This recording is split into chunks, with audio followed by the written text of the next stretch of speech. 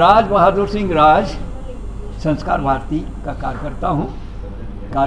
इस कार्यक्रम से जुड़ा हुआ हूँ और 15 अप्रैल से लेकर के अभी जून के अंतिम सप्ताह तक लगभग 4 बड़े कार्यक्रम और 14 छोटे कार्यक्रम इतने कर चुके हैं और जगह जगह हमारे एक ग्रुप ने पूरा छानबीन करके 42 क्रांतिकारियों को ढूंढ निकाला है और वो ऐसे क्रांतिकारी हैं जिनके नाम पहले कभी नहीं सुने होंगे और उनके अगर कृतित्व को वहाँ उजागर किया जाएगा तो निश्चित रूप से नई पीढ़ी को एक ऊर्जा भी मिलेगी, एक प्रेरणा भी मिलेगी।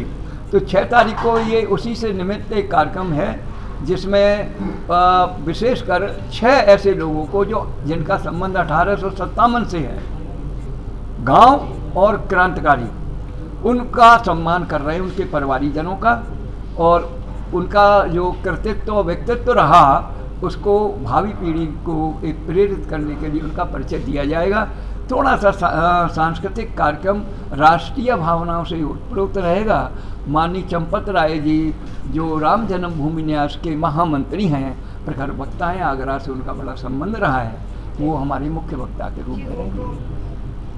उन बलिदानियों को याद कर रहे हैं जो कि इतिहास लेखन की प्रक्रिया में कहीं छूट गए, कहीं पीछे रह गए, वो अज्ञात रह गए, अल्पज्ञात रह गए, अनाम रह गए। और आज वो समय है जबकि आज़ादी का अमृत महोत्सव मनाया जा रहा है, तब हम उनको याद करें। और आज़ादी का अमृत महोत्सव के ही तत्वाधान में संस्कृति मंत्रालय भारत सरकार के सौजन्य से centre for advance research on development and change, ये नई दिल्ली की संस्था है जो कि अपनी सखी संस्थाओं के साथ, संस्कार भारती और बहुत सारी और संस्थाओं के साथ इन बलिदानियों को याद कर रहा है, इनके परिवारों को सम्मानित कर रहा है।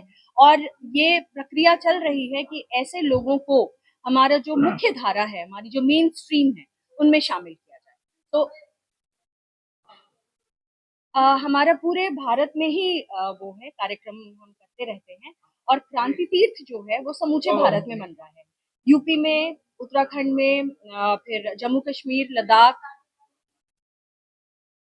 सबके लिए सबके सब इनवाइटेड हैं। और जैसा मैंने अभी आपको बताया कि बहुत सारी संस्थाओं को साथ लेके जो कि ग्रास रूट से जुड़ी हुई हैं, क्योंकि हमसे आपसे संबंधित हैं उनसे। और एक और बात मैं कहना चाहूंगी कि 6 जुलाई का जो दिवस है वो आगरा जनपद के लिए बड़ा महत्वपूर्ण है, क्योंकि 6 जुलाई वो दिन था जब 1857 में हमारे जो सिपाही थे, क्रांतिकारी थे, महासंग्राम में उन्होंने आज के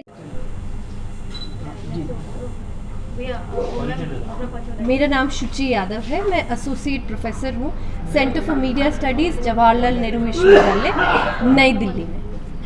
क्रांति तीर्थ का उद्देश्य, क्रांति तीर्थ क्यों, इसकी मैं कहूँगी कि कुछ और नए युवक के लिए, हमारे युवा के लिए इससे जुड़ने का क्या उद्देश्य है या वो क्यों जुड़े इसके साथ। 3 चीज़ें।